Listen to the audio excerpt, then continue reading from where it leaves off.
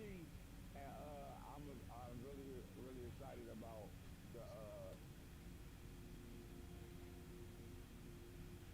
we got the ACC and man, look man, Hit live. those Oh, swear uh those what's your name? Get out of them situations, cuz I'ma holler at you. We gonna turn up. You already know, motherfucking uh the ACC, the reviews we got, man, good views on it on the shows. Each one of them stepped up, right? It started with Clemson, I got close that. and not only did Clemson get in here and give us a good interview, talk this shit too. Like he really feel like national championship or bust, and I think when you have that type of Now team, you you should humping feel and that way. chilling. Um, the, You so about to hold it, bro. Miami, he knew all about his football team. You could tell when the guys playing with their favorite team, like they I do. hear him, but the volume low. Really good interview with Coach Howell, and then Coach Falk came in understanding his situation and being like he's here for 3 years as a player over his career, and Can you hear the game at all? with Bill Belichick to GOAT, right, Mr. Hoodie, and then not just that, understanding where he's at with that team and his expectations of where he's going, and then Rob, But the game every you time it know, came on. had Motion Lamar detected in the Jackson backyard.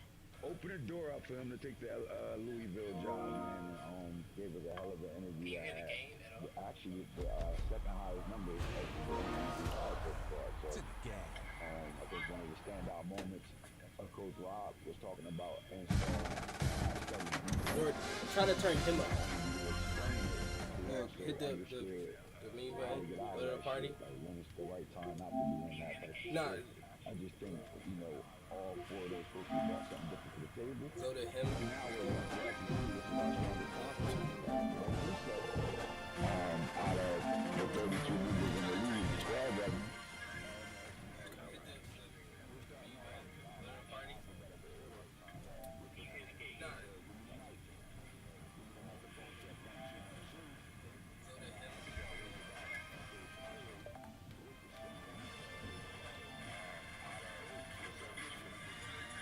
Slightly better. But then you can mix it. Let me see. So it's like you can hear more of the chant instead of. Oh, okay. So you're supposed to be able to do this, but it's not letting you.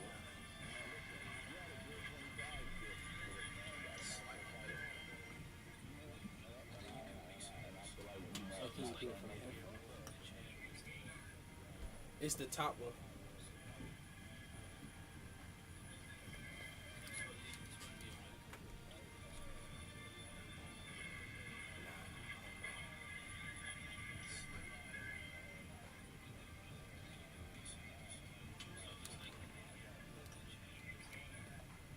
It's the top one. Can you go into settings and do it? Like the actual, like the hard settings?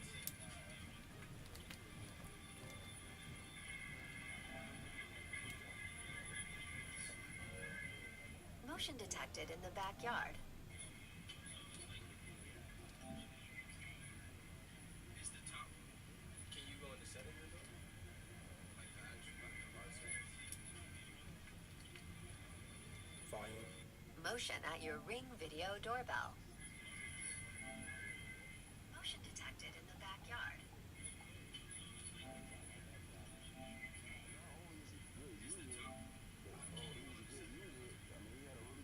Motion detected in the backyard. I don't know. Usually you can like mix it, but it's not letting you. So.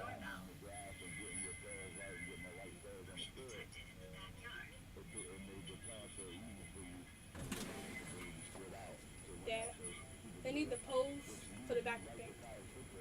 Motion detected in the backyard.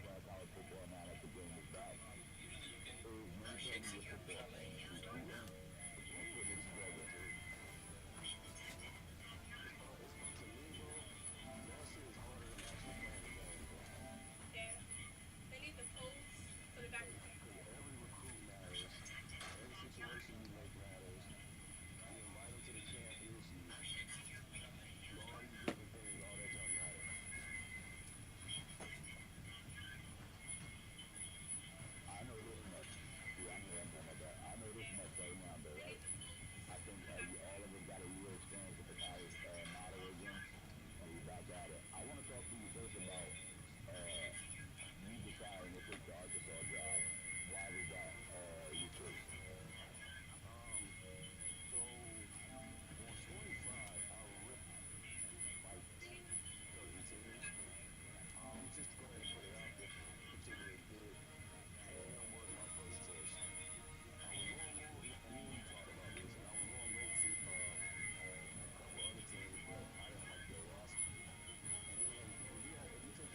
turn that on real quick? The view game chat for game for this phone? No, that shit is.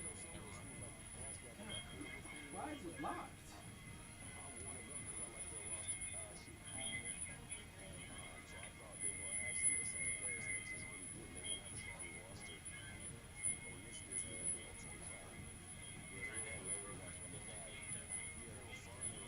Oh. Says you gotta change it to all audio. And then you can like mix it like that.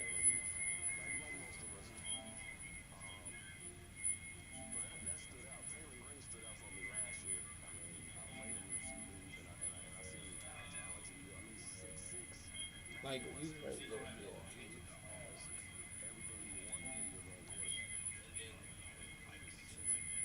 They can still hear it. And then just go down to the sound and then you should be able to mix it.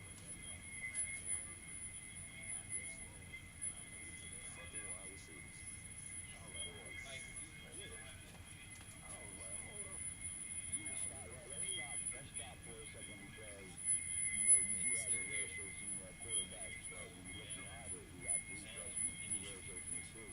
And they all have dual threat capabilities. Like, they all, you're in a good situation, right? This is a situation where you gotta put the role Motion detected in the backyard. right now to take over for your senior quarterback. You got it on the roster already, right? And you got time to get it figured out and develop. So how important is that to have a leader as your very senior and Taylor Green, and to have guys behind him that's going to learn from him, and you don't have to change the system up because they do have the ability to continue to run. Immediately, Taylor Green, he took KJ Jackson under his wing. You know what I'm saying? That was something me and no jealousy, wasn't nothing, because Taylor Green know who he is. And so their camaraderie, that started early. You know what I'm saying? That started winter. You feel me? Because, you know, KJ was ready to go. He was ready to go to college in the winter. So, like, having that type of respect in the locker room, the other can't do nothing but follow suit. And then when you look at KJ, honestly, man, I looked at all the quarterbacks, and this is one thing that stood out. Probably the main, all of their development traits are impact. All. So, while it might be difficult to recruit other positions, I know I got the most important position down for at least the next 3 seasons. Yep. And if you slap the shirt on Wilson, you should be good for the next 5. Yep. Slap the shirt on Wilson. And I got to look at things that was promised to him because it's coming in as a new coach. You know, you want to keep talent. Let's not play about it. Even if it's a player that you might not have recruited, if he's talented, you don't want to say, "Oh, I didn't recruit you. I don't care about you." You know, not to say that's what's happening. It's just you don't ever want to give off that impression. So that You're not immediately walking in the struck me. building and telling everybody get the fuck out. You got Louis luggage coming. That's Yeah, what because you it was got. picking up Exactly. everything. You're not doing that to everybody. Some, you know, because some of these cats know who That they are. was the feedback. You don't want to say, "Oh, I didn't recruit you." And with them impact development traits, they're going to get better every offseason. Like KJ Jackson, let's be honest, KJ Jackson is a 6'4", 74 overall mobile quarterback. Well, he got a lot of attributes going for him. By the time we get back to spring ball, and I ain't trying to jump ahead, but by the time we get back to spring ball, he's going to be a dog. He's already a dog. He makes some throws in practice. You should be like, damn. When you take the job, right, and you walk in the building, and you walk in the quarterback room meeting, and you see 6'6", 224, 6'4", 220, 6'3", 187, 6'3", 211, and you see that sitting in the building right now. Then you look at the 6'6", 224, and you say to yourself, I'm watching film, but just watching you in person right now, looking at you, what do you see when you see a Taylor Green? Player comp wise. Oh, now, I'm not saying this is who he is, but comp-wise, it's Cam Newton. I mean, I don't know another way to describe who he is. I mean, be honest, man, he does so much Cam Newton shit. I'm grateful that he's my quarterback this year, but I wish I would have had him 2 years ago as a sophomore, a redshirt junior or something, because we'll be talking about a number 1 overall pick right here. He has every single thing you want: size, arm. He got the attitude. He's loyal. The only things is that I wasn't here to coach him before, so he could be a more successful quarterback going into his draft stock. Gotcha. Nobody's even really talking about Taylor Green, and that's how he told me personally. That's how he liked it. He said, "Let him stay asleep. It's no problem, because he has all the trust in the coaching staff that I'm putting around him to use all of his skill set." So we're going to look at Taylor Green as somebody that's going to help this program from a recruiting standpoint, because guess what? He's going to put up my draft grade. Gotcha. Because we talking about a first rounder right here. By the time we're done with this season, we're talking about a first rounder. And the kid is goal oriented, right? Like he's that guy that wake up and write his goals down and don't go to sleep until he accomplish those goals for the day, right? He's the type of guy that has NFL aspirations, right? And he wants to lead this football team. Now talk about pure the leader. fact that Pure leader. You coming in, right, as the coach, and you got a pure leader already ready to lead. Talk to me about how your style and your coaching schemes and stuff like that is going to mesh with a Taylor Green and make him a first-round draft pick. So you already said it. You said he writes his goals down, right? Mm-hmm. And he has those goals that he wants to accomplish, and he don't feel comfortable laying down unless he accomplishes for the day. That level of self-accountability is what I'm here for, to even push it even further. Because guess what? I got goals too. And I'm going to hold you to my goals just as hard as you hold yourself to your goals. And if our goals align, which they will because you're my starting quarterback, our goals are going to align, make no mistakes about it, then you're going to be who I think you are. You're going to be the reason. I mean, let's not play around with it. We know my style. He was the number one reason that I took the job. Let's not play. Because how does that make a quarterback feel, especially in his last year of college football, to hear the head coach come walk in the building and say, "You're the reason why I took this job, son"? So what that does, it hold, and then when I hold him accountable as well, it gives a certain level of respect and trust between us. So he knows every decision that I make is for his benefit and the team's benefit, because he's the leader of the team. So I can't walk in and not make concessions for the leader of the team. Me and the leader have to work in drop step. We got to work in step with one another, and that's what we've been doing. This is spring, so since I took the job, gotcha. And also, man, it's more than that. It's not just about this year. I want to be somebody that this kid trusts. This young man. Let me stop calling him a kid. I want to be somebody that he can call and say, "Hey, coach, doing this, is this the right decision?" Now he comes from a strong family background, but mama gave him to me. So I want to be somebody that he trusts going forward, because he's about to be a professional. Right. So, now, we know about the SEC, right? When they talk about SEC being the bookmark of football, right? You talk about athletes, but we know it started in the trenches, right? But it also gives you a heavy, down south football gives you a heavy presence of the run game, right? In your running back room, you walk out of your quarterback room with a 6'6" quarterback, 6'4", 6'3", 6'4", all across the board at the quarterback position. Then you walk into this running back room and you see Mike Washington Jr. at 6'2", 223 pounds. You see Braylon Russell, 6'1", 238 pounds, right? And you got the speed demon, A.J. Green, and he's 5'10", 210, right? You go down to his freshman y'all brought in, Akeem Settles, and he's 5'11", 204 pounds. Talk to me about the diversity and the physicality that this running back room is going to bring to this offense. Now, my best player is my quarterback, right? So we're going to throw the ball. However, we're in the SEC, so let's not play ourselves. We got to understand that we got to be able to turn around and hand that damn ball off. Mm-hmm. We can't be cute, can't be out here like other teams 60 times. We want to make you respect both facets of our game. You're already going to respect the front seven because we're in the SEC. So that comes with a level of respect. You're going to respect my starting running back because it's the SEC. And excuse my language, he ain't no bitch. 223, 6'2". I'm making him punch you in your fucking mouth until he can't go. And then guess what? I'm coming back with a 230, 238, right behind him. Then got to head first, downhill, arm bar and shifting on goal. Man. On the backup, arm bar on goal on Mike Washington. We seeking out the contact. Now I'm not playing. Man. I mean, downhill running, like literally controlling the clock. You guys, right now, just the size of the players we're talking about right now, and if they come with that physicality you're talking about, like you could do a little bit of everything, right? And we just not even looking at nothing else. We just looking at the running back room and the quarterback room. Like putting drives together should be part of your game plan early in. Well, what it right? is, I have to.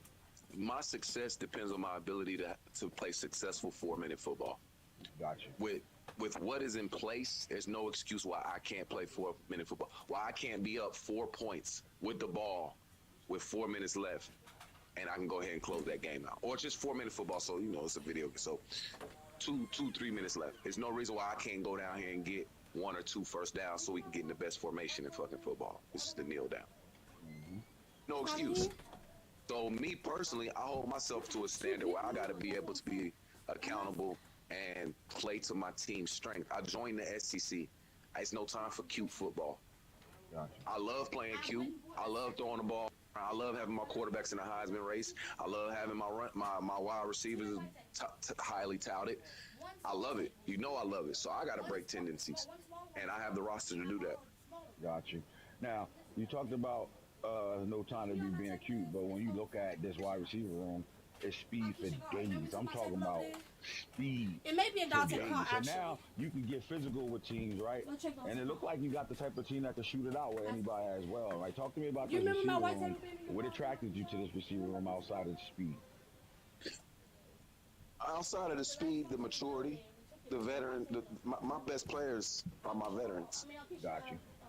Those are my best players. So yeah, the speed is beautiful, right? But let me put some things in perspective. I got probably one of the best receivers nobody's talking about, Mega Blake, leader. 87 overall, red shirt senior, good speed, catching ability, awareness, 87. Like he's everything, double dip, platinum. Like he's a guy, and physical, 6'2", 182 pounds, right? Like this is a guy that he's gonna have to have a big year to get on NFL radar right now. Like I think he got a 4th round grade right now. But talk about the leadership and what he brings to this. And that's what I want to talk about exclusively. So we're all football fans here. This young man has everything, and I'm gonna give you his pro comp right now. Just working with him up close, finally, his pro comp to me is Chris Godwin on the Tampa Bay Buccaneers. A straight pro. He can block. He gonna run routes. You can't just man him up and press him. I can move him around. He can play all 3 wide receivers positions. I can even move him in close to the line of scrimmage, and he gives me great run blocking. If you go and check it out, just from an attribute standpoint, he got 72 strength, man. Like Man, the next receiver is on my team, 59 strength. So that tells you what type of player he is. That tells you how strong he is out of his breaks. My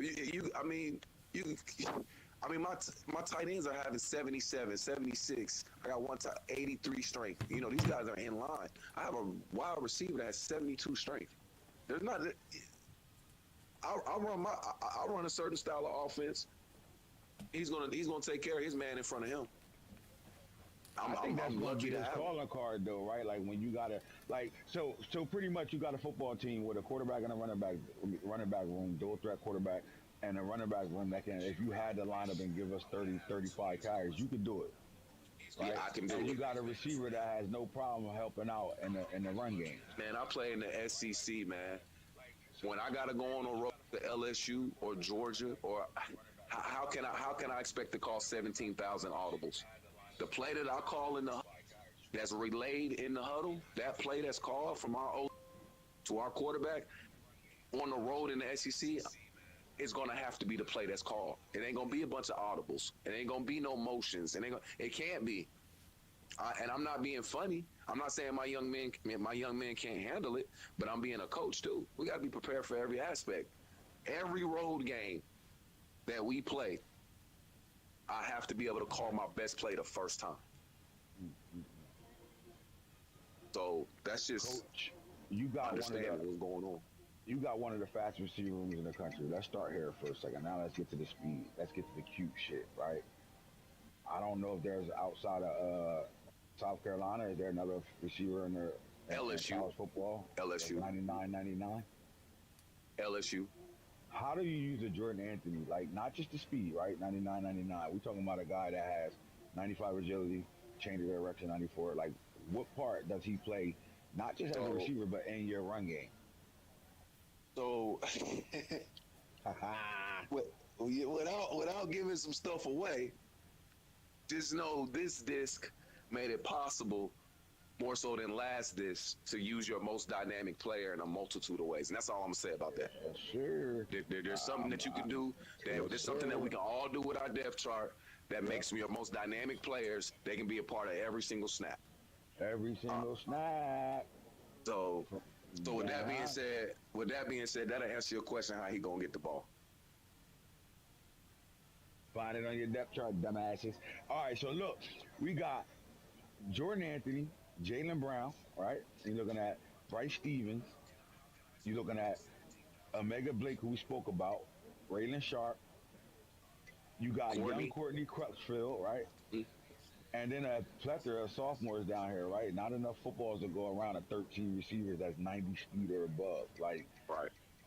but you have from seniors all the way on down, right, to freshmen. Um, how do you like as you going through training camp, getting ready for week one? How do you just determine your depth chart and your how you plan these guys? Like what roles they gonna play? Like So I guess I would ask your four top guys, like who earned the right to be on the field when you go five wides without a tight end and there's five receivers on the field. Who those five guys? well, okay, I can tell you flatly who those five guys are gonna be. It's gonna be Omega Blake, Gotcha. Cam Shanks, Mm-mm-mm. um, Anthony Brown, and a mixture of Stevens and Sharp. So Stevens, Anthony, Brown, Shanks, and Blake. Gotcha. Those are the five, and then Sharp and Sharp and Shanks. They'll dub each other out because 5'8" and 5'9". Right, You so I got gotta, you got they're pretty much the four-star. same type. You got four-star Courtney Crutchfield to stay right in Arkansas, and what have you seen out of the redshirt freshman? He young, he's young, but I can't coach his talent.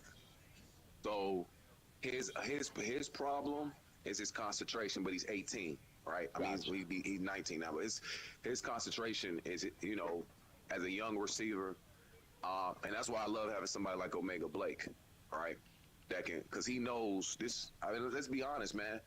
Look at Courtney's attributes. So, who receiver room you think there's going to be next year? Let's be honest. Yeah, I already see it. You know what I'm saying? This I is already it's see it. Courtney's receiver room next year. It depends on his growth and his development. So he come in highly touted. I don't want to add more pressure on him. That's why it was good to surround him by vets. And well, I say vets, but I mean upperclassmen. And his thing is concentration. I mean, he's just if we're being honest and we're looking at attributes, he only has 79 catching. He's tied for the lowest on the rotation. Which is being, what is he, a wide receiver, right? Got to be able to catch the ball, right? Yes, sir. So it's a concentration thing, and then his toughness,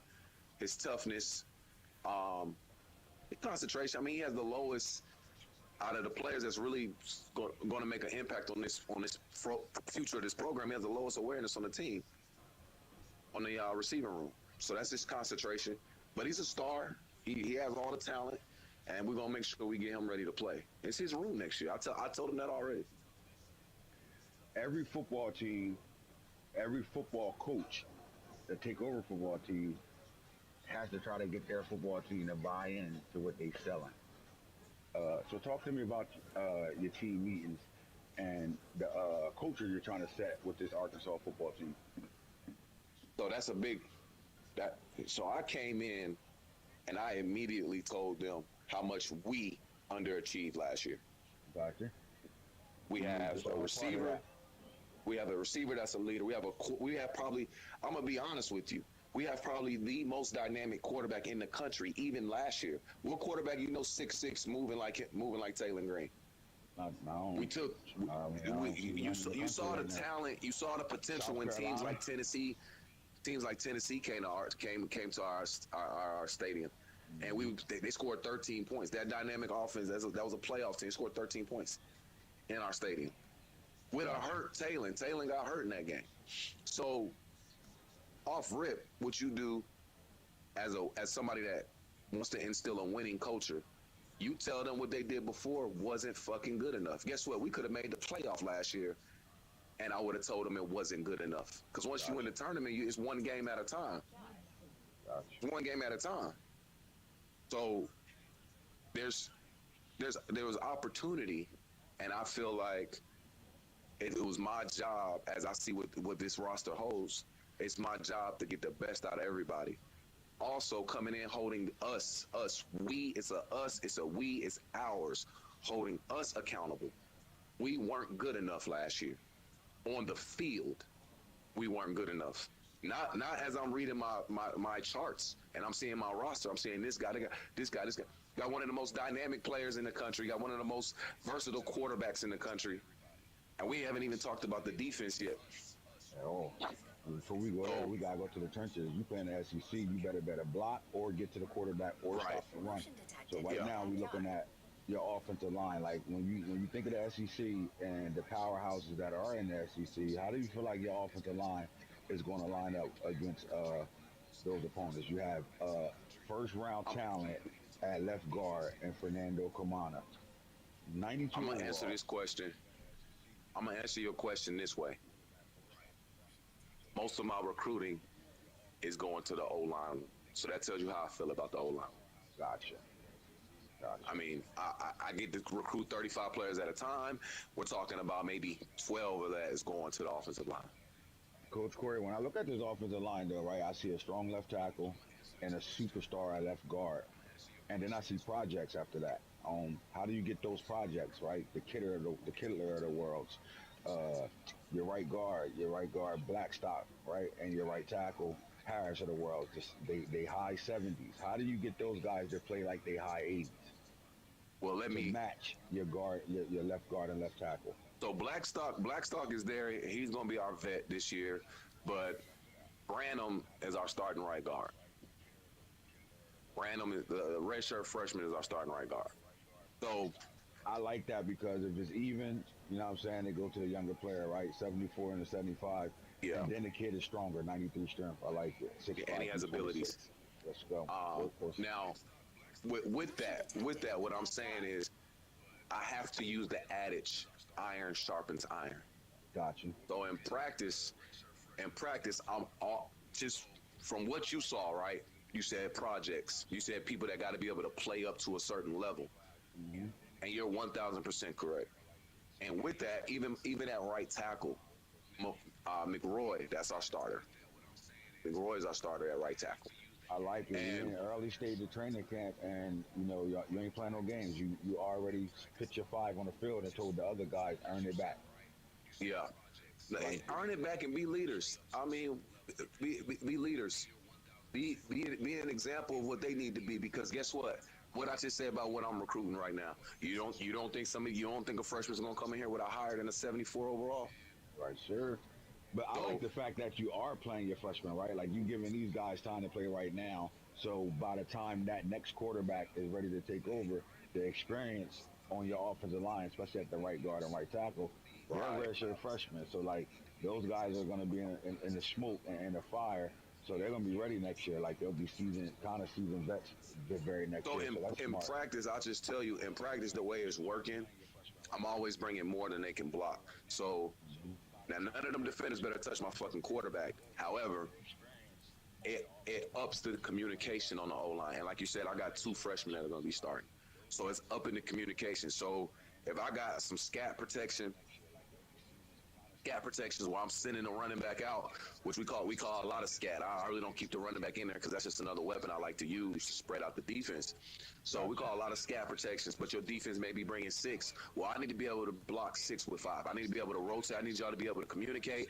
I need my quarterback to get the maximum amount of time it's going to get for him to get the ball. That can go from a second and a half to 2 seconds just by being able to be aware of what's around you. So in practice, iron sharpens iron. I'm always sending more than they can block. Definitely ups the communication, ups the awareness, and I can't wait to take that to the field so I can see how that communication has been working. Because if it's not working, we'll know by the second game, right? Like if we're not communicating, if my quarterback is on the ground, then we got an issue. Then that's something that I'm teaching wrong. Got you. Defensively, right? Defense won championships. You got to play defense in the SEC. And when we look at your front four and your D line right now, we're looking at good talent, right? And then it's mixed. You got upperclassmen and younger players that's going to be in the mix. How much of a rotation will we get from this Arkansas team defensively on your front four? So if you're on this team, if you out here practicing in the spring, you're going to play in the fall. Let's just keep it real.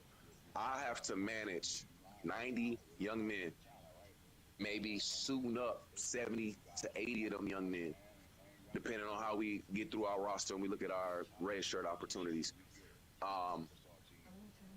The drop-off from our first player to, let's say, our third or fourth in that rotation in particular positions is about experience. That's it. Because I can give you an example. If you look at our right edge room, my best overall is an 83. Well, my lowest freshman is a true freshman is a 71. Yes, sir. So while he hasn't, I'm just looking at certain aspects of things. So I said my third rotation, so that would be Bell, I go from 83 to a 74, and he a true freshman. Gotcha. So why wouldn't I try to get that true freshman some reps? Now, obviously, the way we do our red shirts, the way we want to extend the lifeline of our players and our youth, there'd be conversations had. Obviously, I'm not going to go out there and trot two true freshmen at right edge. So they have an opportunity, either one, whether it's Caleb Bell or Gavin Garrison, they have an opportunity to be on the field on Saturdays this season, just based off how they perform in practice. Bell is just a dog. He's just a dog. I can't really describe him any of that. He's an 18-year-old dog. He's a blue chipper, right? Like y'all are getting blue chips in the building still on this team. So he comes in and then workhorse, right? Like he's a guy that's going to work. And, you can see it right now with the Green Owl up already. Like he's working his ass off. So and the fact that he's already being mentioned over players like Boone and Talley tells you everything you need to know about the freshman, right? Like he's already. And that's no knock on Boone and Talley, but let me Boone won't be here next year. You know, he's either going. I want to push him enough spotlight to be in the draft. Now Boone offers me a lot of versatility. He can play every single position on that defensive front. So when I need to get that NASCAR package in there, Boone is going to be on the field. I mean, he's strong enough. He's strong enough. He's quick enough. And he does a lot. He can do. Boone really doesn't have it. He's almost a double-edged sword. I never have to talk to him, and sometimes that's a good thing. Sometimes it's like, damn, I'm gonna keep pushing him. He's a self-motivator, and he can play all four positions. So because he can play all four positions, I want to extend his season. You know what I mean? So I want to be able to put him here if I have to put him there. That might be the only real reason why he's not listed in the depth chart over Rose Jr. Because he can play everywhere. Because Rose is going to be on the edge. Gotcha. I'm looking at your D tackle room, right, and I see some guys, but I'm going to go to a guy whose brother is now on Colorado's roster, Jaheim Otis. And we're looking at Kevin Otis, right, the 6'2", 288, pure power, right? Young freshman, he's another workhorse, right? Another blue chip, another 4-star. Is he a guy that's going to see the field this year, or a red shirt guy? Like where is he at right now? And he's been on campus since December. Otis. Where's he at right now? Otis comes from a football background, so he's a man amongst his years, right? He's a grown man. With that being said, if you look at his D tackle room, senior, junior, redshirt, 2 redshirt sophomores, Otis is going to be up. I'll go ahead and tell you, Otis is going to be up for redshirt. I think that's how I can get the most out of him. Just because his talent his size, his raw abilities is somebody that I want around here for 4 to 5 years. If I can keep him for 4 to 5 years. Right. Him being a true freshman in a room that has three seniors, it's not fair to him to say, "Oh, you're gonna see the field." I have to be realistic, and I think that's how I get a lot of respect from these young men. I'm honest with them. I don't want you to go anywhere, but at the same time, you're in a room with three seniors and a very, very talented, a very, very big sophomore, redshirt sophomore in Gefford. Gaffar, I mean, he's 6'5", And 389, one of the 94 strongest strength. Like, he's just D plugged in. tackles in your D tackle room. One of the strongest D tackles in the room. And Yeah, he's 389, right? Like, you're one of them guys that's just gonna plug the middle. SEC body, right? right, exactly. In the backyard. We run a lot of and a lot of people know this about me, because when I coached last year, we run a lot of five defensive lineman fronts where I do play with more than one or two, three techniques. So Gotcha. I need that size for the whole 389, 6'5". So Otis is talented. He's so talented that he's definitely going to be on the red shirt because I need him. Got you. All right, so when it comes down to running, right, like defense, when you can get to the football, right, sideline to sideline. I'm looking at some of these linebackers, right, and you're looking at Kidwell, who got really good acceleration, right. I think the one thing that's holding him back is awareness. What do you think, like, when you came in and started reading his player card and understanding who he has been for the 3 years he's been on campus? What is what's stunting his growth and understanding, the game? Because 62 awareness tells me that he just hasn't really, it hasn't clicked all the way yet for him. So, like, talk to me on what your, What's what his? your, What's the your first? build is like. What's the first three digits of his last name? The first three letters. KID. Yeah, Kid. still a kid, huh? So what has happened? Goofy ass I'm not kid. here. I haven't been here. So what has happened, because he is 6'4", 230, he can run. He's been coddled a little bit, in my opinion, not held accountable. Gotcha. So this year, the accountability strikes.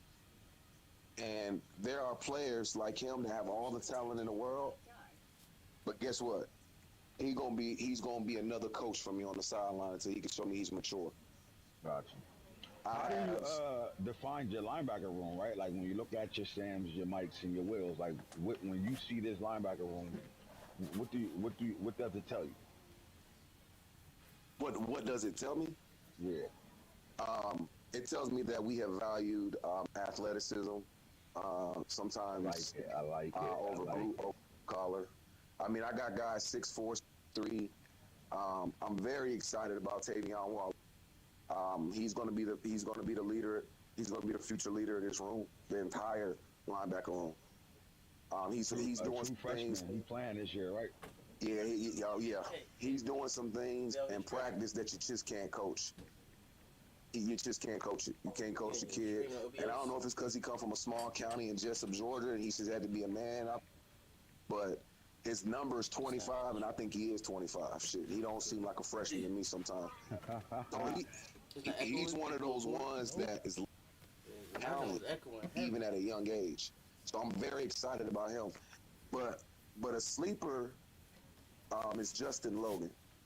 Justin Logan is a sponge. He is a sponge, and I think him being a sponge is what's going to have him actually playing over Kidwell. Sorry, because I have a potential all conference in Xavier. I don't really have to go into about Xavier. But he's another player that hasn't lived up to talent as a senior. But I don't want to go into the previous coaching staff. But a kid like this with these attributes, 6'3", 231, got 90 excel, 83. I'm saying it's a lot of immature, and I get it.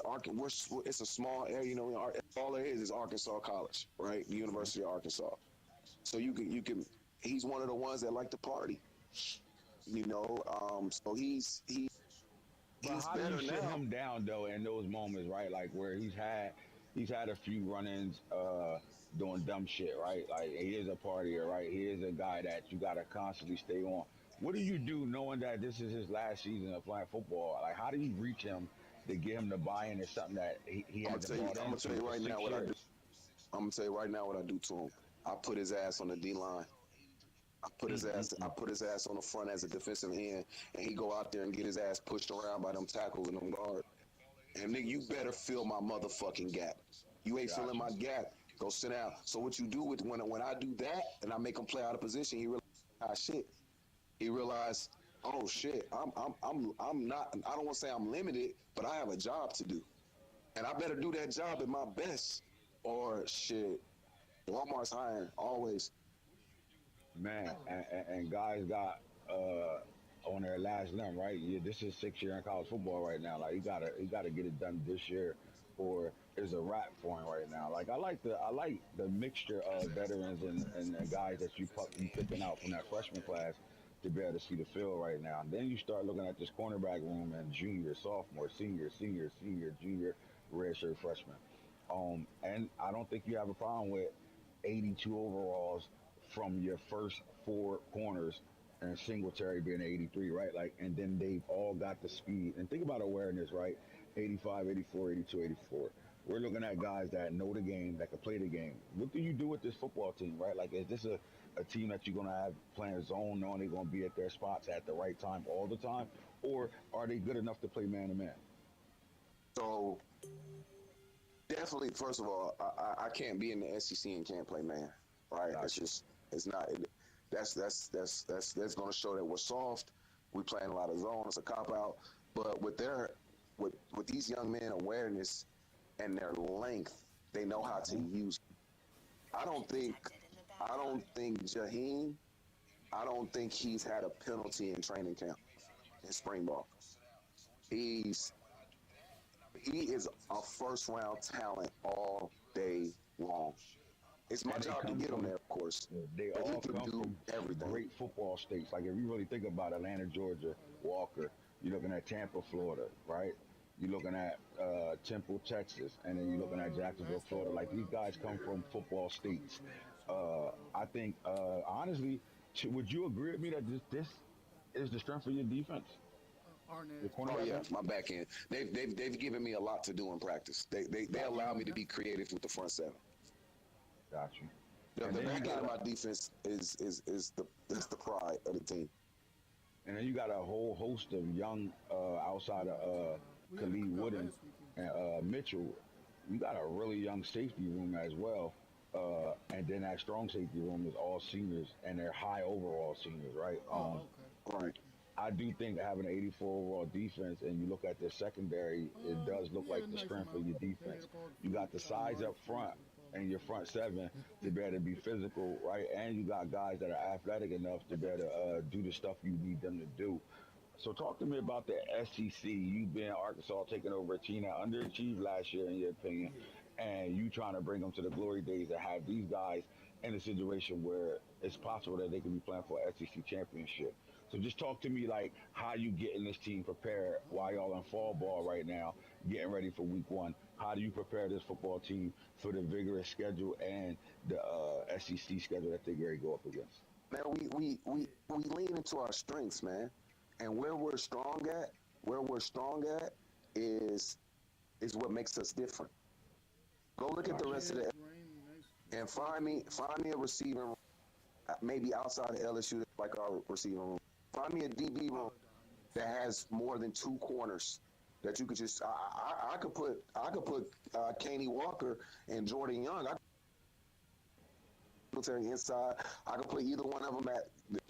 I could play. They could play any spot on the field. So what we're good at, what we're good at is what we're great at in comparison to our conference. Gotcha. What more dynamic players there in the conference than you want to say? We could say obviously you got Ryan Smith, stuff like that. But what I mean by that is he's in a receiving room where he's not even the best player. Got you. But he has to play like the best player. So I got the most dynamic player having to play like the best player. Or guess what? He won't see the field, brother. I got six receivers on a depth chart that's better than Jordan your Anthony. mother said my And mother got Stevens is my a year mother got older, pepper soup. and he's fast as well, maybe and bigger. How many understand? So All the credit. if I don't have Anthony doing the stuff that he's doing in practice, Yeah, from where? he don't look like no 76 overall receiver. Oh. He looked like a 96 overall receiver in practice. So that needs to be birthday translated. party. Yeah, she made you a cup. That needs to be translated, and it will be translated because I expect nothing less. And then there's not a quarterback in the conference as good as Taylor Green, in my opinion. There's Nope. just not. There's not. So I have one of the most important positions on the field in the game of football, and I think I have the best player in my conference at quarterback. I watched your introductory interview that Arkansas had for you, and you said tough teaching and high level coaching Oh, it turns into playoff football. all you gotta do is Would go you on like to there. share light on that? Like, download the let's say you had to speak to somebody that don't understand that. Can you explain it and what you meant by that? Ring. It goes through the accountability added. So let me do it like this. When we have things that we have to do, don't we do it at the best? When we have things that we have to buy, don't we want to buy into the best? How does the best become the best? Somebody has to teach them. They have to be taught. You think that teaching is, oh, here goes, you got that wrong, but you still get a lollipop because Johnny got a lollipop and he got all of them right. No, that's not how that teaching works. That teaching is, you're better than that, and I expect more of you because you are better than that. This is how not you your get best. Football players in this generation to buy into that when they want to know why all the time. Here's the beauty of it. Here's the beauty of it. If they want to know why, 5 and 12, 5 and 11, 5 and 11, 4 and 10, 3 and 13. There's your why. Mischievous. I just signed this contract and I see 76. 7 and 6, our best. Oh, let's go have fun. Let's go play in the AutoZone wrench bowl, monkey wrench bowl, at 7 and 6. Tell them relax. And then you look in our conference. You got Georgia, LSU, Alabama. Even teams like Missouri making noise in the last 2 years. Nobody thinks about teams like Ole Miss making noise. Who's thinking about Arkansas? You know what I'm tired of hearing? And I said this to my players, but I'll be candid with you. I'm tired of hearing the only thing good out of Arkansas is Jerry Jones. And he ain't shit. Look, Yep, man, you can, y'all yep. schedule is vigorous, right? You open it up, you're gonna have 2 user games in That's place right, of it's the heavy, FCC and Arkansas State game. Unless, let me see something. Nope, no rival. Yep. So you'll be playing user game, and then y'all got Not Ole really. Miss at Ole I Miss. mean, You the start kids have conference to play grow there, up. right? Yeah, no, they don't mess Come with out of Okay. that, you're gonna have a user game at week 4, No. but then you got Notre Dame, right? So look, 2 ranked teams, week 3 and week 5. You're gonna have Ole Miss conference game, and then Notre Dame, another ranked game, right? As we go through your schedule, and we look at just I'm not even looking at the out of conference games. We're gonna go Ole Miss week 3, then you got Tennessee user, Texas A&M user, Auburn user, Mississippi State CPU. You got to buy. You come off that buy, and you got to deal with LSU on the road, Texas on the road, and then you close out with Missouri in your rival game. At the How are end you of seeing the schedule? right. Well, I don't need to see it. You gotta look at it on the. You gotta look at it on the broadcast, so you won't better see it. Oh, okay. Sunday? I don't know. So my question to you is, knowing that you got a vigorous schedule like that, right, and game in and game out, you're gonna be locked into playing somebody, right? Like you got more user games than probably anybody in the league, No. I don't which is even cool. got that I know of. But my question to you is, where's Arkansas at the end of week 14, going into week 15, Army Navy week? Where do you see this Arkansas team being?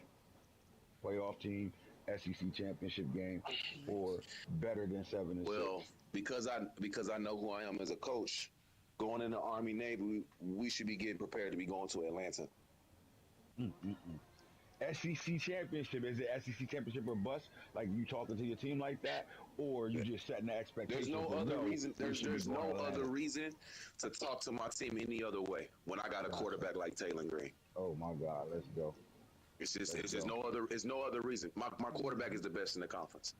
Okay, and saying that, why make your case on why you have the Heisman winner at quarterback right now? because he has a not only a head coach, but he has a whole system behind him that's going to maximize his strengths. That's going to make him be respected at every level on the defense.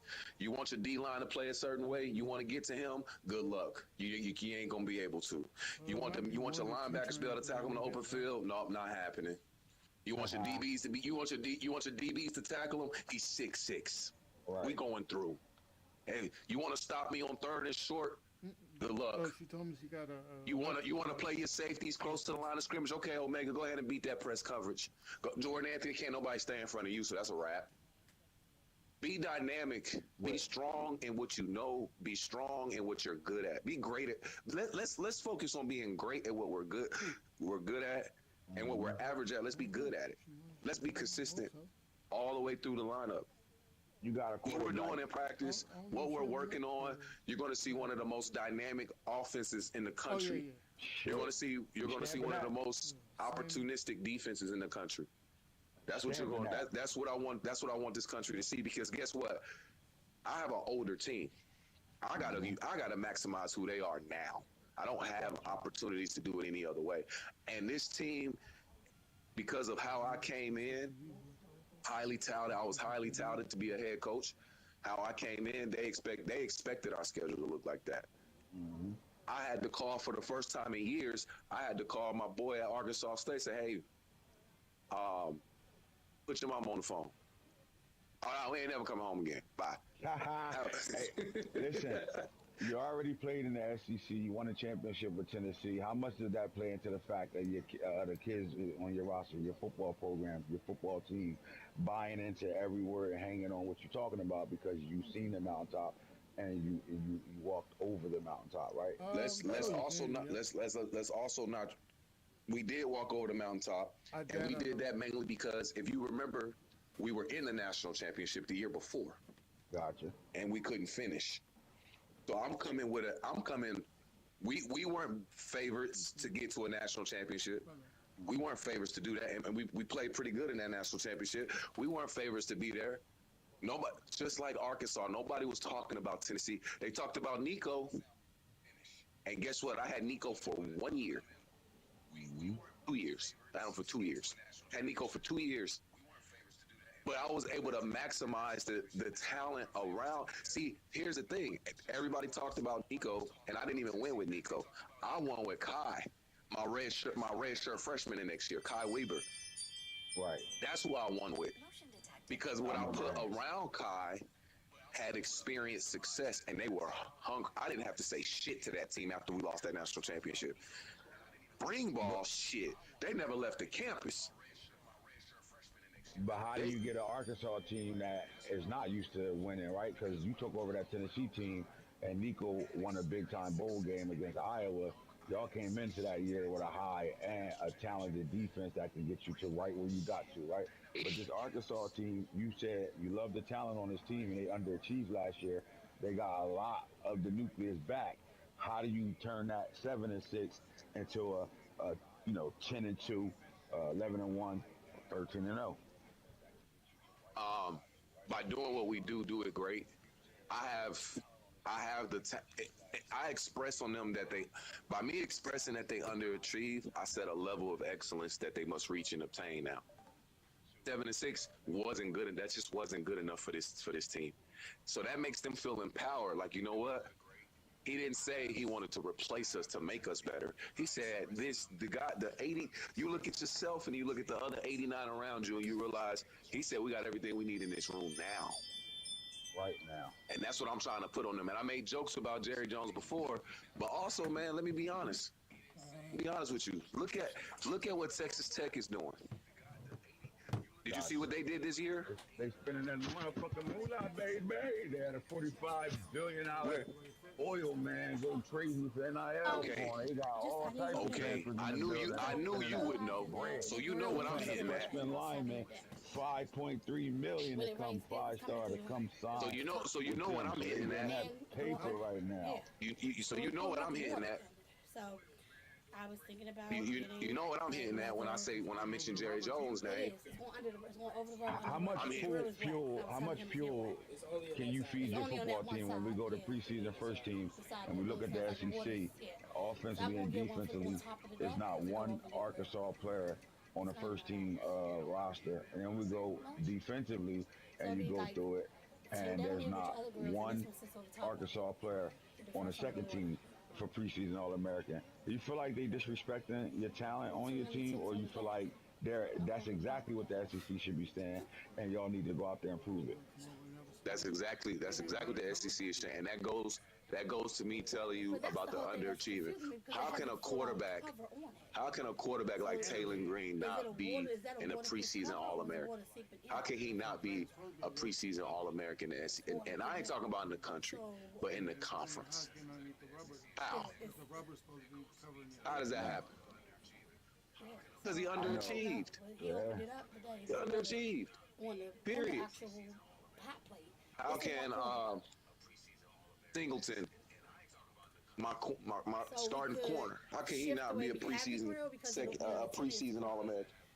Underachieved. And see if that works. Didn't put his stuff out there. We got players from LSU that has to stay. that are preseason All-Americans, and we had the same record. Expand the area on the platform. If I'm not mistaken, we beat LSU. And they don't got no respect. But like, do you take that energy and you say, like, is this something you show your team? Like, look, none of y'all. We got a 92. Listen, we got a 92 overall guard on our football team. That's a first round talent, and he's projected to go in the top 15, and not as looked at as a preseason All-American right now. Like, the respect is disrespectful. And how do you get your team motivated off of stuff like this, right? Because each player got individual goals, right? Not just team goals. Each player got individual goals as well. And not to see one Arkansas player on this list for preseason All-American, It's humiliating, mind-boggling. because it goes to that point that I was. He got like an isolated. It goes to that point that nobody's thinking about us. So either we're going to play that nobody woe is me thinking about us role, either we're going to play that role, or we're going to play that nobody's thinking about us because we can play better, and we will play better. And I'm glad you brought up this preseason All-American. I want you to remember this list by the end of the year. No Arkansas players, right? Right. None. Let's see who the All-Americans are at the end of the season. What's your vision for your overlay? Like, what you want to Let's see. I'll be honest. How the hell did John Mateer and Jaden get on here? Man, right? They ain't even playing the SEC last year. like what we talking about right now, right? And let him talk about, because he been posting all types of shit about Mateer and right now, man. Let him know what he's hitting for, man.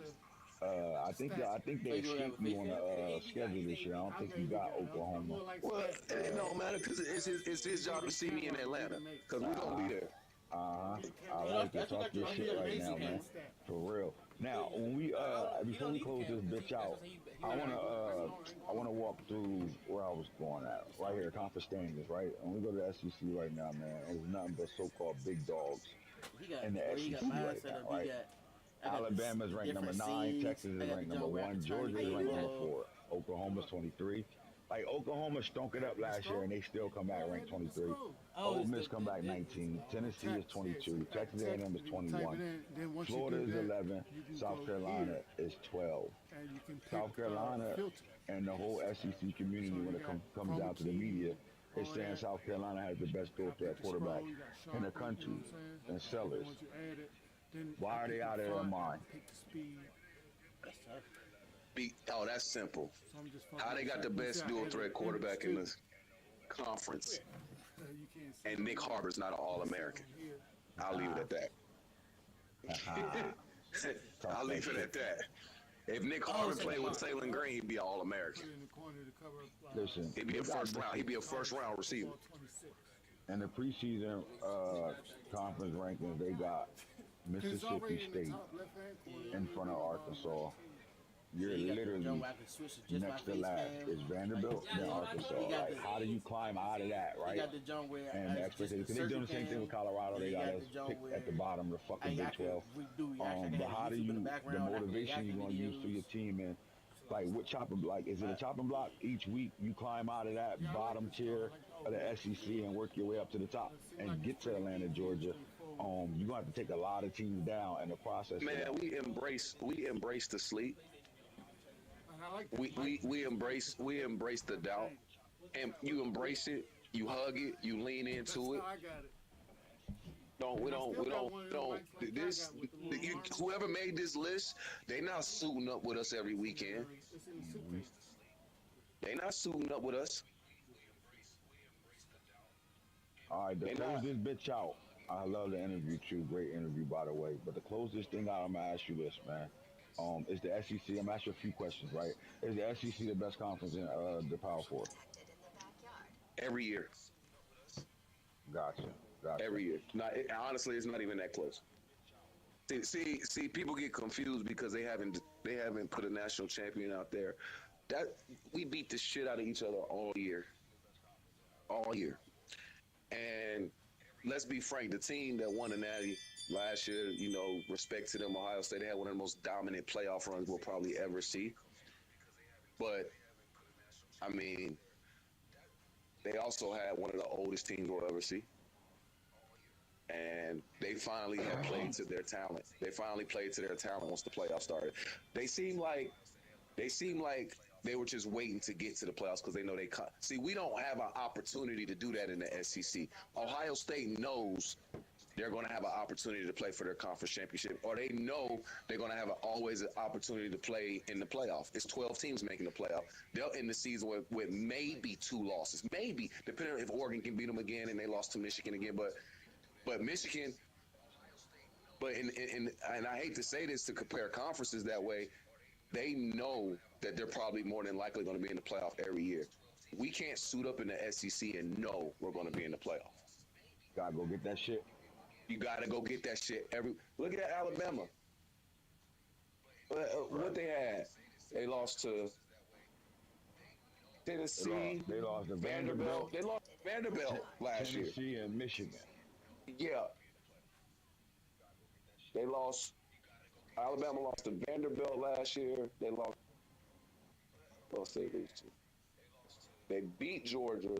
They lost to Texas. That nigga Ryan. What I'm saying is they had 3 losses and they missed the playoff. Yeah. They and all their losses came in conference. Then they got their ass beat by Michigan at the end of the year in the bowl game. Right. They didn't even want to be in. That they didn't even want to be in because of the standard. The standard is set. The standard is going to be set here in Arkansas as well. I know this sounds crazy to be in this conference and say I'm going to be playing in Atlanta, but there's not right now, I can specifically speak right now, I have been through this up and down this conference. There's not another roster, maybe Texas, but the playmakers, even on the back end of my defense, the playmakers in my receiving core, my quarterback being the ultimate playmaker, I'm very excited about what we're going to do.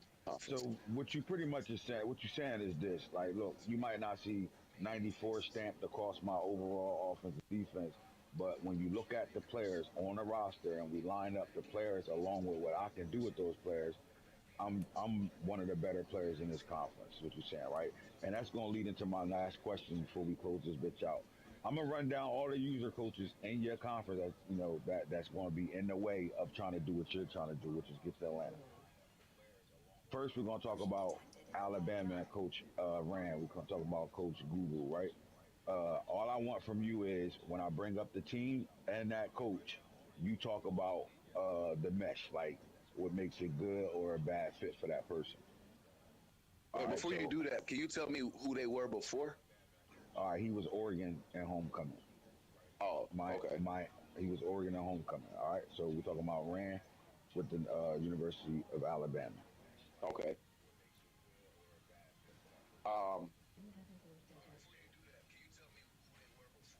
Because of the speed on Alabama, and that's what he's used to. In Oregon, it wasn't a lot of competition when it came to recruiting where he was geographically. Now in Alabama with the SEC, there's going to be competition in recruiting. So he's going to have to maximize what he has at Alabama right now this season. Because I mean, I get Alabama's Alabama, but after a couple seasons, and everybody gets a hold of their recruiting and their class and how they want to do certain things, we're going to be able to develop better teams than Alabama, especially if he's not winning. Let me cut you off. I'm gonna speed this up right now. Yeah, that's cool. And here's why: because you'll dissect that shit, and that's great because that tells me I know you know what you're talking about, right? But what I want to know is this: Coach Rand at Alabama, number 9 overall, 94 across the board. Are they in the way, or you ain't worrying about them? They're in the way. Tata, Texas, 92 overall, 91 offense, 94 defense. Not in the way. It's Tata. No. Jesus Christ. Georgia, 94 overall, 94 offense, 96 Nope, not in the way. Nope. Max, Oklahoma, 89, 89, 91. Max is definitely in the way. I'll be seeing Max in Atlanta. Ole Miss, Foe, 86 across the board. Oh, Foe, dog, in the way. LSU, Albert, 89, 89, 91. Is Albert going to keep playing once he get a couple losses? Sure. They can't sum it up no better than that. How about Boone at Tennessee, 86 across the board? Salute the service, but Boone's not in the way with Tennessee.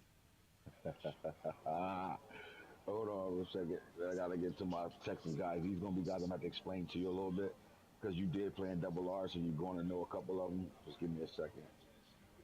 But I'll skip down to the ones I do know. How about Gator at Florida? In the way. Talented. Gator knows Gator knows how to play the game. And you are dealing with somebody who's playing with his team now. His team, yeah, a lot of pride. But Gator knows how to play the game too, though. Yes, sir. He in the fucking way. Yeah, he in the way. He is in the motherfucking way for sure. All right, hold on. Let me get to. And he has a dynamic quarterback as well. Definitely, and some speed at receiver and shit. Good. Oh, speed everywhere. That's true. Yeah. Defense, they got some guys, bro. Max is definitely in the way though. Max is. I didn't realize Max had Oklahoma, and I think that's his team because he had Oklahoma in double R. His team is Ohio State, but he liked Oklahoma. He played with them in double, like you said. He's gonna be a problem. He's gonna be a problem. We're looking at James F., South Carolina. All right, so with that, you probably not gonna remember him. He was in double R, but you're not gonna remember him as that. So you gotta just look at the South Carolina football team and what he has over there. I'll tell you this. Nicholas Harbor is in the way. Nicholas Harbor is always going to be in the fucking way. And he's been a playoff guy in double R for sure. So yeah, and the game is not over when Nicholas Harbor's on the field. It's just not over. All right, the boy D had Texas and or was it Joe K? I think D had Alabama and double R. In the way. All right, and then you got Joe K, who had Texas and double R. He got Texas A&M. In the way. Got you. Anybody that's playing with Texas and Texas A&M, they're probably in the way. Gotcha. All right, and again, who's beating you in Georgia? Right now, if I had to put money on it, it's going to be Max. Max Oklahoma, has the. So you're calling. Max has the roster, and Max is good. He's good in every single disc. Madden. 2025. He's good. SEC championship matchup will be Arkansas versus Oklahoma, says the Arkansas coach. That's what I say. That's how I feel. That's how I feel. I do this shit too, though. Got it. Y'all got 12 users in that conference. How many in the playoffs? Yeah, at least 4. You got 4 at from least. the SEC getting to the playoffs? At least. I mean, it depends on what we do. It depends on what we do out of the conference, and it depends on because the other conferences, they don't hold as much weight, unfortunately. So a 3-loss SEC team probably get in over a 2-loss Big 12 team. Anybody in the Big 12 can go undefeated and still don't get a bye week in the playoffs. Yeah, that's what I'm saying. That's the only problem. That's the thing. But them out-of-conference scheduling is going to change a lot of shit. It's going to change a lot of shit. You're right. I don't know we don't know what the schedule. Us as coaches don't know what the schedule look like yet. So yes, sir. Them shit's going to come out, and boom, I'll do a show on that when the time comes, though. But with that being said, look, man, Coach Corey, we call you Coach Carter for a fucking reason, and you came with that Coach Carter energy. And anybody watch that motherfucking movie, you know what I'm talking about. I like the confidence, man, and then I like the fact that you talking into existence to having the best quarterback in college football.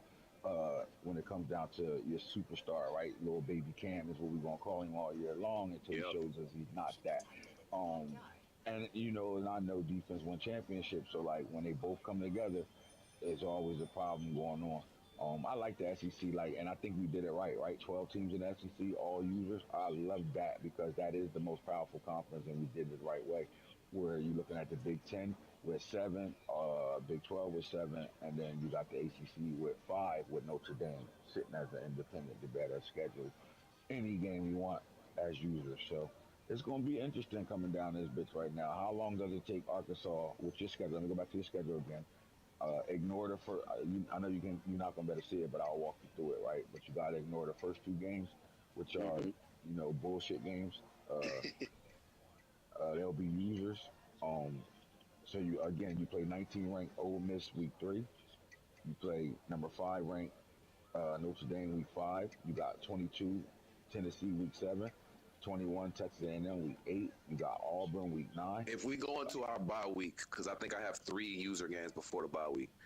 If we go into our bye week 4-0, when do we go into our bye week? You're going to have 5 user games going into the bye week. Week 6 is your bye week. So let's go 5-1 or 6-0.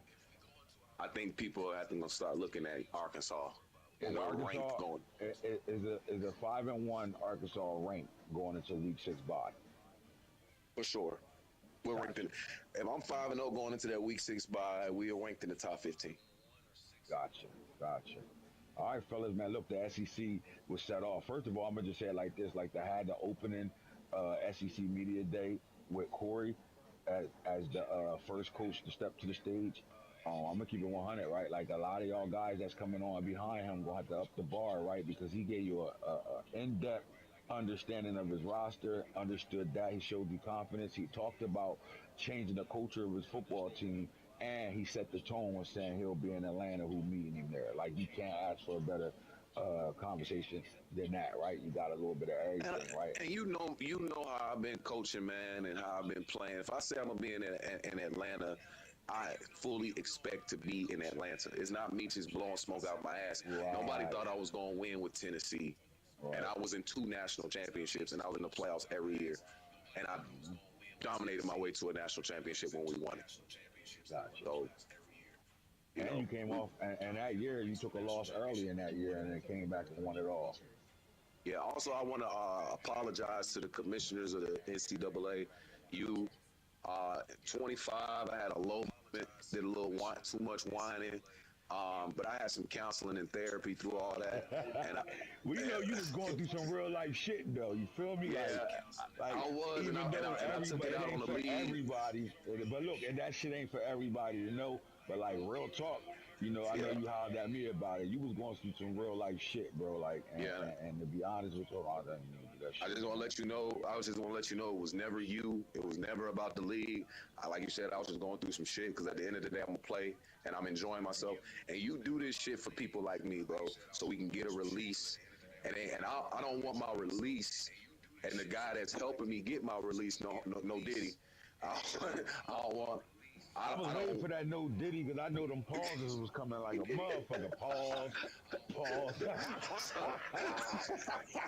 a motherfucker. So I just wanted to say, just shout out to the league, man. Shout out to the best. I played in a lot of leagues. We all have, whether it's college or Madden, you are the best commish over the leagues. And I don't never want it to get misconstrued that I'm ungrateful. I don't never want that to get misconstrued. And I think I allowed that to happen last year. But I just appreciate y'all being patient and allowing me to come back because I consider this a privilege, being able to play. Because I could just be sitting here playing the computer and getting bored with the disc in 2 months. Feel me? Right. But I'm not doing that because you host leagues like this. We all know leagues fall apart. We all been a part of them, but yours never do. And that's for a reason. So I don't take it lightly. And it comes down to the users in the league too, right? Like you gotta have a nucleus. Like once the nucleus is set, because me and Max don't get along all the time. But I don't want to be in a league without Max. Right. Right. You know what I'm saying? Like, just keep Right. just showing him some respect. Like, I don't want to be in the league without him. We don't get along a lot because every time he loses, it's my connection. But so. Nah, But you got when he win, the connection is perfect. shots. When he, How? but when he win, the connection ain't never skip. But that's my nigga though. I gotta give him a hard time though. Max, I love you, but hey, you straight calm, Max. That's why I'm hard on you. That's why I shout you out. That's why I get disappointed when I lose to you because you straight calm. It ain't no disrespect. It's straight calm. So it's all love.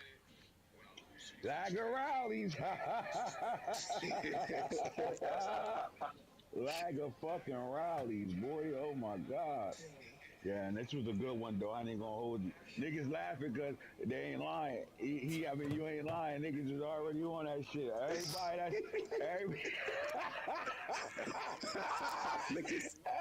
that's coming got a piece of that. Oh Hey, my God. I ain't mean for the comment like that. I was just saying a joke, but he know what's up. Max know I respect his game, man. He know what's up. Nah, Max can play his dog. Definitely a dog. All right, so which one of these SEC coaches is up next, man? Right. I want to try to get one more in before I take my wife down to Atlantic City for her birthday. Probably get one more in. I'm gonna see who in the chat that's willing to do it and all that. But with that said, man, you already know DNA game and we do it. Nobody ain't doing what we doing right now. Come on, bro. Our league chipping and we ain't even played the game yet. All we doing is talking to the coaches right now. Like, make it make sense. We really having real life media days. What we talking about right now, man? Ain't nobody doing shit we just. I could brag a little bit because my man just told y'all the best league around, hands down. Don't ask nobody. Come find out your motherfucking self, man. We're gone. Holla at y'all on the next one, you heard? Ghostface. I'm Ghostface Killer. That's it. I ain't doing none of that. Hold the fuck up. Drop the ball fast. We're good. Great interview, bro. No, I appreciate it. I'm just excited to be back, bro. Real shit. I'm excited to be back. Yeah, I got shit. I got 1, 2, 3, 4. Yeah, I got 9 niggas. Oh, wait, 5, 6. Yeah, I got 9 niggas on the O line on recruit. 7, 8, 9 out of my 35. I know where I gotta get strong at with this team. That's where it's at though, to be honest with you. Like, you know that, I know that. Like, that shit start right there. Like, if it ain't starting right there, I don't know what the fuck you doing. And you know as well as I know, it's 100 motherfuckers. It's 30. I'm gonna say 29 motherfuckers right now.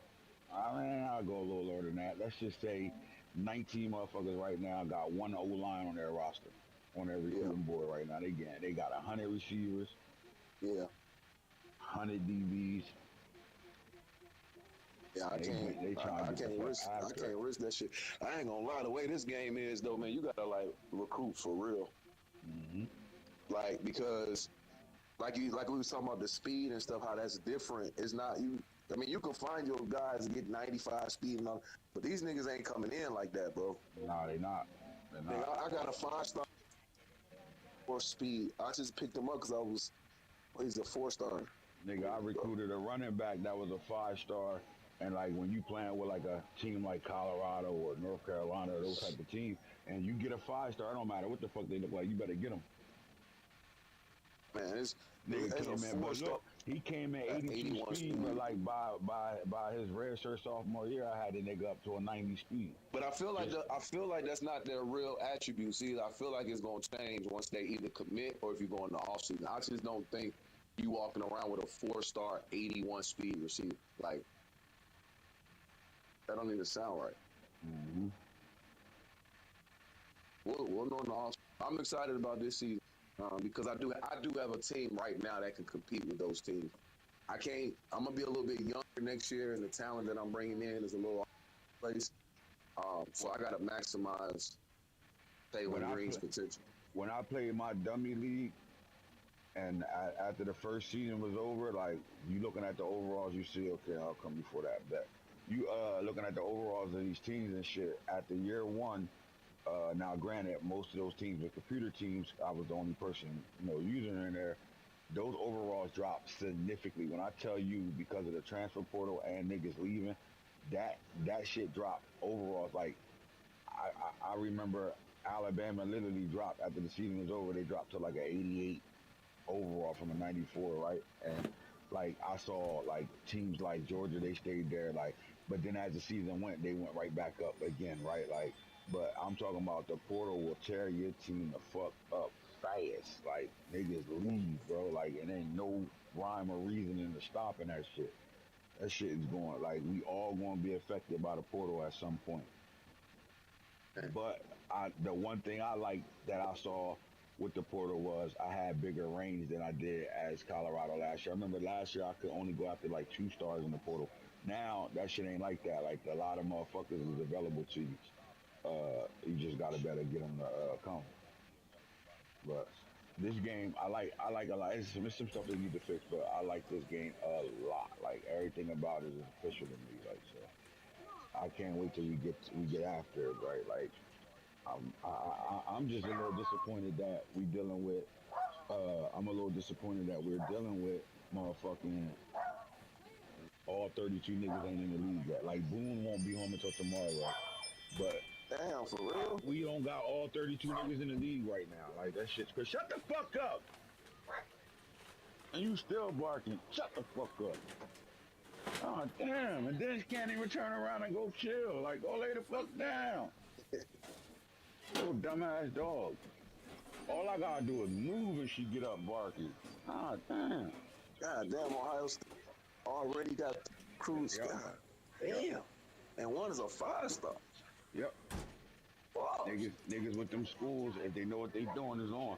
I mean, offering a scholarship to a nigga that's first on your board already, instant commit ain't in your control. But you just gotta think about if it's that easy for him. Imagine what his grade look like when he goes, cause his pipeline gonna be motherfucking 5-star tier pipeline everywhere. Everywhere. Everywhere. Like you gotta deal with that, right? Like you could be winning the battle on Bama, and he got the pipeline, and as soon as he do the right shit, you lost. It's all right. You done wasted 6 weeks on a nigga that was first on your board for 4 weeks, and look, ready to commit. You know, once they show them ready to commit, the next advance, you usually getting them niggas. Man, go ahead and see. This one, they gonna get to their top 2, and then they gonna lock everybody out. I'm gonna tell you, you in a recruiting battle with Alabama. Just you and Alabama. And then you gotta look at it and see, damn, I got a 3-tier pipeline. He got a 5-tier pipeline. But I'm winning.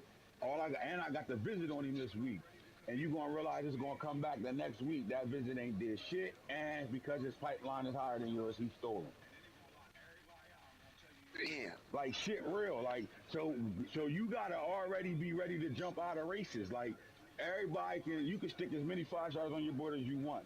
You better, if you do that, you better know when to get the fuck out of that shit. Like get out of it. Don't waste your points on that shit. Keep it moving. Like you gotta like you can't stick or stay on niggas and just wait it out. Like or you just gonna lose niggas that you could have went and got. Like damn.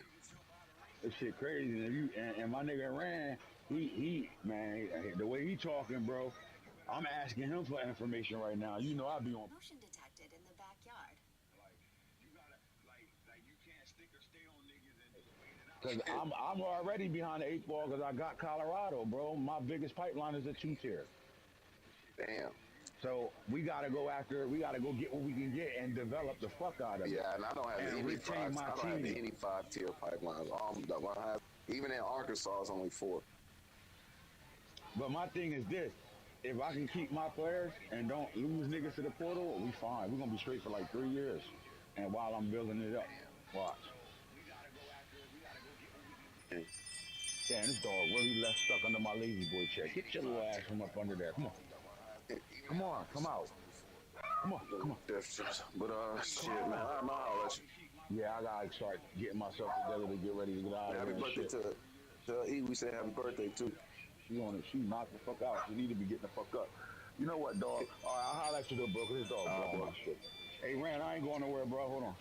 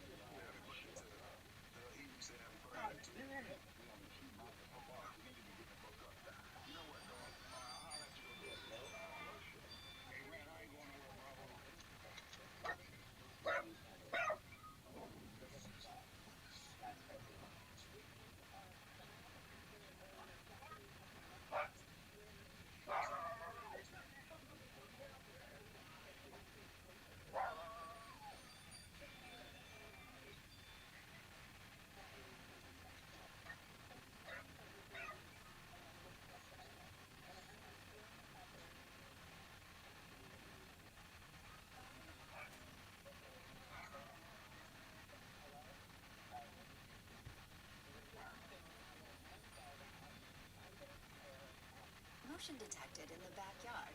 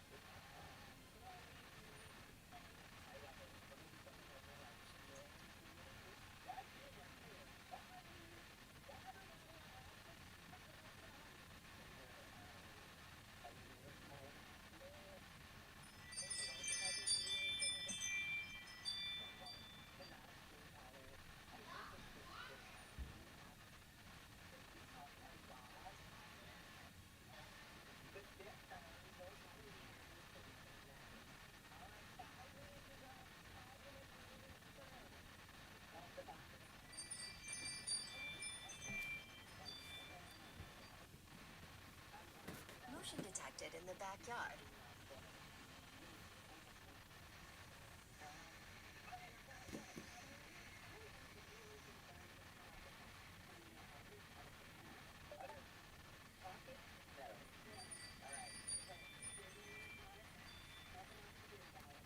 Motion detected in the backyard. Motion detected in the backyard.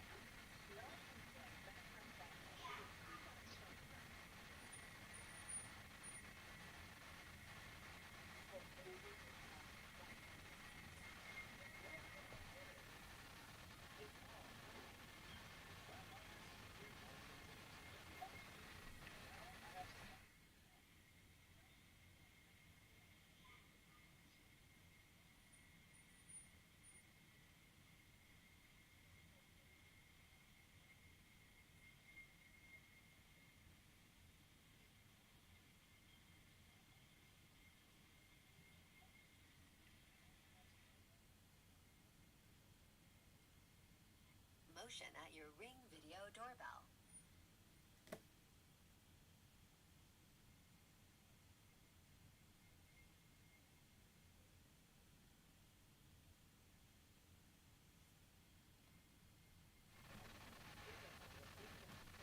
Motion detected in the backyard.